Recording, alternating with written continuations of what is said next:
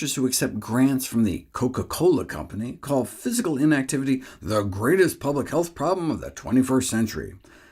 Actually, physical inactivity ranks down at number 10 for risk factors for death in the United States, and number 11 for risk factors for disability. And globally, in terms of years of healthy life lost, inactivity doesn't even break into the top 20. As we've learned, diet is our greatest killer, followed by smoking.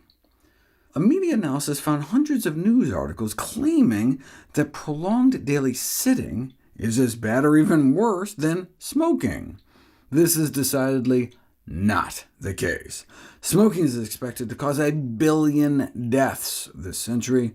Tobacco is responsible for up to more than 10 times greater mortality risk, comparing the heaviest smokers versus the heaviest sitters.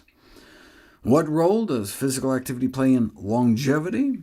In terms of combating the hallmarks of aging, aerobic exercise can induce autophagy, lower inflammation, decrease DNA damage, facilitate DNA repair. A meta-analysis of cohort studies of middle-aged and older individuals with follow-ups as long as 20 years found that exercising adults were more likely to age successfully than sedentary individuals.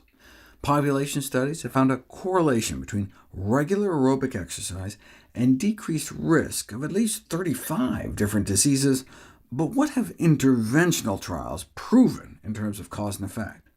Randomized controlled trials of older adults have demonstrated that physical activity can improve muscle mass and strength, balance, and mobility, decrease the risk of falls and potential fractures, while helping to minimize bone loss.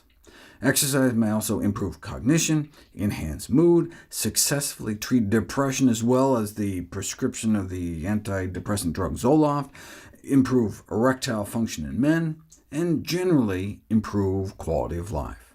The evidence supporting the overall health benefits of physical activity are overwhelming. Exercise is medicine.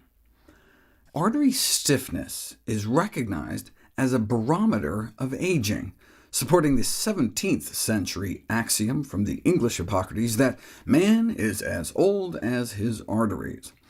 Normally, large arteries in the body expand and recoil with every heartbeat. That's the pulse you feel in your wrist.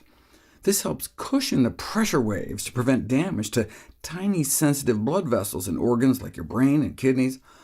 Thankfully, not all age-related stiffening is inevitable.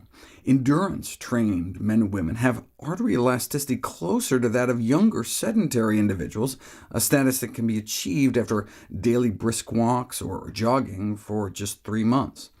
This may help explain why those who exercise appear to live so much longer. A single exercise session can improve insulin sensitivity for up to 17 hours. Exercise is such powerful medicine that researchers at Stanford and London School found that exercise may work as well as drugs for patients with coronary heart disease, heart failure, and prediabetes, and even better than some medications for stroke. They suggested that drug companies should perhaps be required to compare any new chronic disease drugs head-to-head against exercise, as patients deserve to understand the relative impact that physical activity might have on their condition. Exercise has been described as the only intervention that has shown a remarkable efficacy for increasing mean and maximum lifespans in humans. But is that true? Can we exercise power over our lifespan? Is it really survival of the fittest? That's exactly what I'll explore next.